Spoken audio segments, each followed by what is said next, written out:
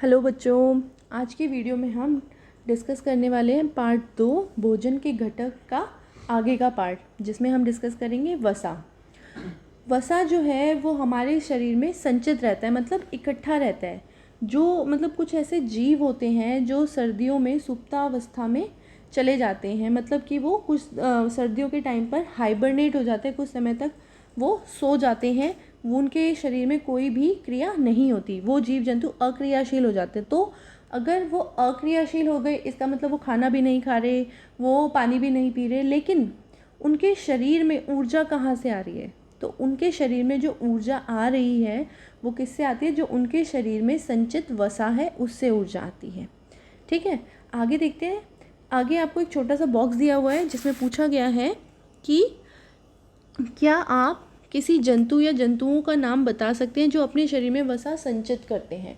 तो बेटा ऐसे काफ़ी सारे जंतु हैं जो अपने शरीर में वसा संचित करते हैं। सबसे बेस्ट एग्जांपल आपने घर में देखा होगा कि जैसे छिपकलियां हैं। आपने देखा होगा कुछ टाइम तक तो वो आपको दीवारों पर दिखाई देती है, लेकिन कुछ टाइम तक आपको नहीं दिखाई देती, वो सुप्तावस्था में चली जाती हैं।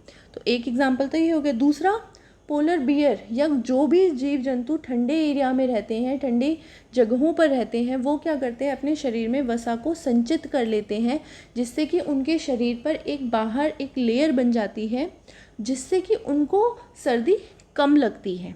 ठीक है बेटा, आगे देखते हैं। वसा हमारे भोजन, मतलब वसा जो है हमारे भोजन में एक महत्वपूर्ण भाग अदा करती है, और वसा जो है वो हमें ऊर्जा भी देती है। और अगर हम वसा और कार्बोहाइड्रेट, जो क्योंकि कार्बोहाइड्रेट से उसको कंपेयर करते हैं, क्योंकि दोनों ही ऊर्जा देने वाले स्रोत हैं, तो अगर हम दोनों को कंपेयर करते हैं तो वसा जो है वो ज़्यादा ऊर्जा देती है, और वसा हमारे शरीर में ऊर्जा को संचित करने के लिए भी उपयोगी है। आगे देखते हैं इनके स्रोत, कि हमें वसा जो है कहाँ कहाँ से मिलता है। अगर हम जंतु स्रोतों की बात करते हैं कि जो हमें जंतुओं से मिलते हैं, तो वो हमारे क्या हैं? कॉड लिवर ऑयल, मक्खन या घी, पनीर, दूध, मांस, ये सब। लेकिन अगर हम पादप स्रोत की बात करते हैं, मतलब जो हमें पौधों से मिलते हैं, उसमें हमारे सारे तेल आएंगे, जैसे मूंगफली का तेल हो गया, सोयाबीन, सूरजमुखी तिल, नारियल, जैतून, वनस्पति तेल इत्यादि। यहाँ पर गलती से शायद आपको मछली का डायग्राम दे दिया गया है, इसको अवॉइड करना। आगे देखते हैं कि अगर किसी भी चीज़ में वसा उपस्थित है तो हम उसका परीक्षण कैसे कर सकते हैं? तो इसके लिए हम छोटा सा क्रियाकलाप कर सकते हैं, एक्टिविटी कर सकते हैं, जिसमें कि हमें क्या करना होगा? उस खाद्य पदार्थ को किसी भी कागज़ के ऊपर लेंगे, हम उसको थोड़ा सा प्रेस करेंगे। अगर प्रेस करने पर, रगड़ने पर वो कागज़ तैलीय या पारभासी हो जाता है, तो इसका मतलब उसमें वसा उपस्थित है। ठीक है बेटा, अब इससे पहले कि हम अभ्यास के क्वेश्चंस करें, कुछ मैं एक और न्यू चीज़ डिस्कस करना चाहती हूँ जो भी इसमें नहीं दी गई है, कि कुछ जो वसा के स्रोत होते हैं वो अच्छे होते हैं, और कुछ वसा के स्रोत जो होते हैं बुरे होते हैं। सारे वसा के स्रोत बुरे नहीं होते। ठीक है, जैसे कि दूध, और जो आपके ये अंडे हैं, या फिर जो आपके कॉड लिवर ऑयल है, ये सब हमारे शरीर के लिए, पनीर है, ये सब हमारे शरीर के लिए उपयोगी हैं और अच्छे हैं। लेकिन अगर हम बुरे वसा के स्रोतों की बात करते हैं, तो जो भी तली हुई चीज़ें हैं, बर्गर हो गया, समोसे हो गए, जितनी भी तली हुई चीज़ें आती हैं मार्केट में, वो सब क्या हैं? वसा के बुरे स्रोत हैं, जो कि हमारे शरीर के लिए एक अमाउंट के बाद हानिकारक होते हैं। तो आइए देखते हैं आज की वर्कशीट में हमने क्या सीखा। सबसे पहला प्रश्न, जब किसी खाद्य पदार्थ से लिपटा कागज़ चिकना या पारभासी हो जाता है, इसका मतलब है कि भोजन में शामिल है। क्या शामिल है? चीनी तो नहीं होगा, प्रोटीन नहीं, आयरन नहीं। आंसर क्या आएगा इसका? वसा।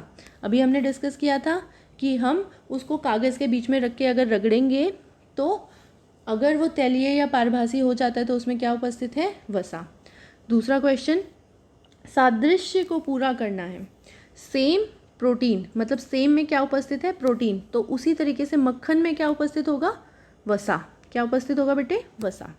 आगे देखते हैं, जानवरों और पौधों से प्राप्त होने वाली खाद्य वसा प्रत्येक के स्रोत का नाम दीजिए। तो आप कोई भी जानवरों के स्रोत का नाम दे सकते हो जो हमें जंतुओं से मिलती है, जैसे कि पनीर हो गया, अंडे हो गए, घी हो गया इत्यादि। और पादप स्रोत में आप कुछ भी लिख सकते हो, सूरजमुखी का तेल हो गया, तिल का तेल हो गया इत्यादि।